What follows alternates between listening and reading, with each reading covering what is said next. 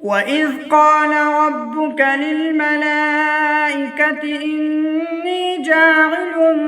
في الأرض خليفة قالوا أتجعل فيها من يفسد فيها ويسفك الدماء ونحن نسبح بحمدك ونقدس لك قال إني أعلم ما لا تعلمون وعلم آدم الأسماء كلها ثم عرضهم على الملائكة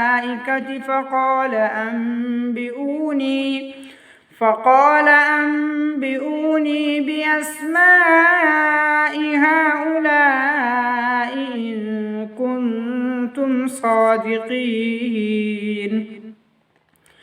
قالوا سبحانك لا علم لنا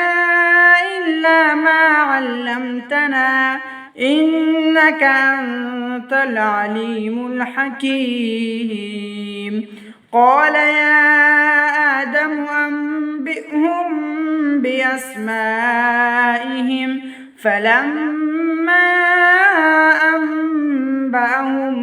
بأسمائهم قال ألم أقل لكم إني أعلم غيب السماوات والأرض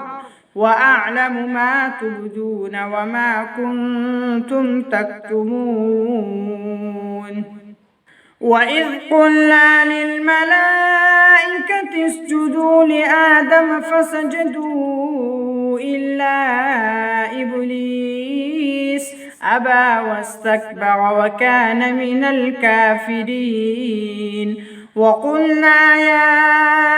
آدم اسكن أنت وزوجك الجنة وكلا منها رغدا حيث شئتما ولا تقربا هذه الشجرة فتكونا من الظالمين فأزلهما الشيطان عنها فأخرجهما مما كانا فيه وقلنا اهبطوا بعضكم لبعض عدو ولكم في الأرض مستقر ومتاع إلى حين فتلقى آدم من ربه كلمات فتاب عليه إنه هو التواب الرحيم قلنا اهبطوا منها جميعا فإما يأتينكم مني هدى فمن تبع هداي فلا خوف عليهم ولا هم يحزنون والذين كفروا وكذبوا بآياتنا أولئك أصحاب النار هم فيها خالدون.